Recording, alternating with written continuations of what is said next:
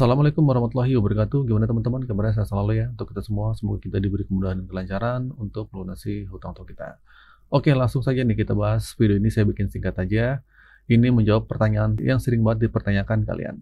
Terutama buat lo yang lagi galau karena galbay alias gagal bayar pinjol di beberapa aplikasi pinjaman online, mungkin di Kredit Pintar, mungkin di Tunaiku, Kredivo, atau Akulaku dan sejenisnya. Nah, pertanyaan adalah ketika galbay atau gagal bayar jadi pilihan, apa yang harus kita lakukan?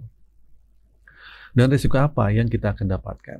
Nah, pertanyaan yang paling banyak ditanyakan adalah gimana cara galbay di Kredit Pintar? Gimana cara galbay di Kredivo? Gimana cara galbay di Akulaku? Nah, sejujurnya ya, gue sendiri agak bingung sama maksudnya gimana caranya. Karena setahu gue juga pernah ngerasakan hal yang sama. Galbay itu bukan sesuatu yang perlu kita cari-cari caranya. Galbay itu bisa dibilang tuntunan hidup atau tuntutan hidup atau fakta hidup. Nah, di mana kondisi keuangan kita udah nggak memungkinkan lagi buat bayar. Mau dipaksa bagaimanapun, kalau duitnya nggak ada, ya mau gimana lagi. Gitu. Akhirnya terpaksa galbay. Nah, di sini. Tapi gue coba simpulkan ya, maksudnya mungkin kayak gini. Apa yang harus dilakukan ketika gagal bayar? Mungkin pertanyaannya seperti itu ya. Saya sempurnakan saja nih. Nah, ini yang ada poin-poin penting nih. Nah, ketika lu memutuskan buat nggak mampu bayar di pinjol-pinjol tersebut, dan harus yang lu pahami pertama kali adalah risikonya.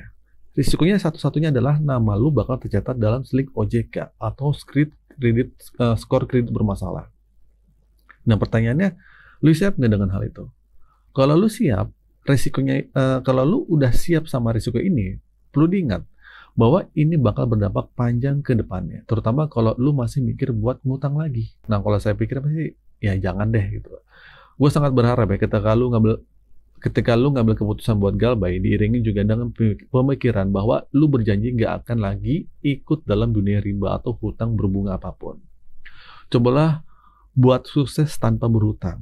Jangan sampai nanti lu berhenti bayar di sini, tapi pikiran lu adalah nanti anak-anak gue gimana bang kalau di blacklist satu kakak di kartu keluarga gitu kan, karena bapak ibunya berhutang. Nanti anak-anak gue itu bakal bisa minjem lagi enggak dan semacamnya. Nah, hal ini jangan dibiasain mewariskan hutang keturunan kita.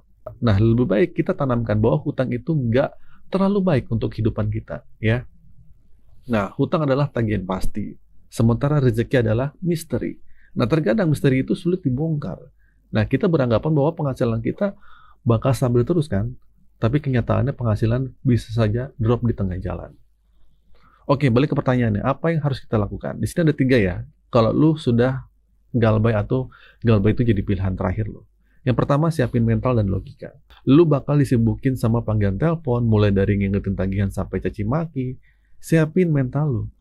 Selain mental, logika dan pemikiran juga harus jalan. Jangan sampai ketika lu berkomunikasi atau di telepon atau ada kata-kata yang gak enak keluar dari mulut penagih hutang, akhirnya lu jadi baperan. Kalau lu baperan, bisa-bisa lu nekat gali lubang tutup lubang. Dan itu kehancuran buat diri kita. Ini yang harus ditanam paling pertama. Terus yang kedua, cari sumber masalah. Putusin komunikasinya.